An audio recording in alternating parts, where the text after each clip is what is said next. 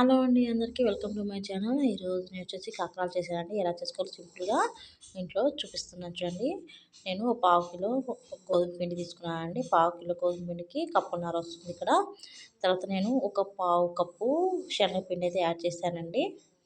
శనగపిండిలో మొత్తం మిశ్రమంలో సరిపడా ఉప్పు, కొంచెం కారం,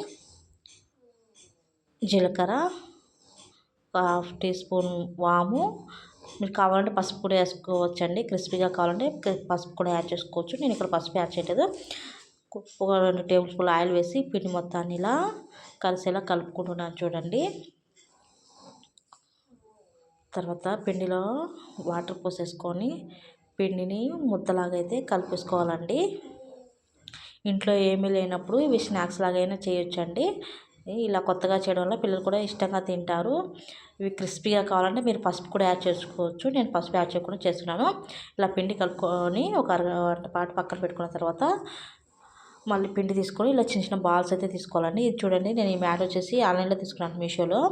ఇలా చపాతీ చేయడానికి చాలా ఈజీగా ఉందండి మ్యాట్ అయితే. ఇలా చూడండి, మనం ముందుగా కలిపెట్టుకున్నటువంటి పిండిని ఇలా ముద్దలుగా చేసుకొని చపాతీలాగా అయితే ఒత్తేసుకుంటున్నాను చూడండి. మ్యాట్ మీద అన్ని చపాతీలాగా చేసేసుకొని ఇలా ఒత్తేసుకున్నానండి. తర్వాత మనం ముందుగా చేసుకున్నటువంటి చపాతీని ఇలా బాక్స్ మూతతో సహాయంతో రౌండ్గా వచ్చేటట్టు కట్ చేసుకోవాలని చూడండి. చాలా ఈజీగా అప్పటికప్పుడు చేసుకునే స్నాక్స్ అండి ఇవి. కొత్తగా ట్రై చేసామనుకోండి పిల్లలు కూడా ఇష్టంగా తింటారు. ఇవి స్టోర్ కూడా చేసుకోవచ్చు అండి. మనము ఒక నెల పాటు స్టోర్ కూడా చేసుకోవచ్చు. ఎప్పుడు ఆయిల్ ఫుడ్సే కాకుండా ఇలా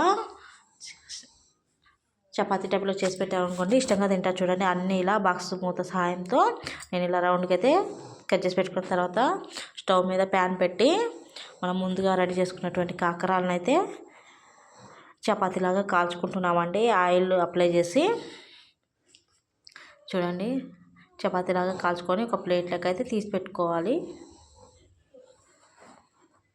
ఇలా అన్ని కాకరాలను అయితే ఒకదాని తర్వాత ఒకటి ఇలా కాల్చుకోవాలండి.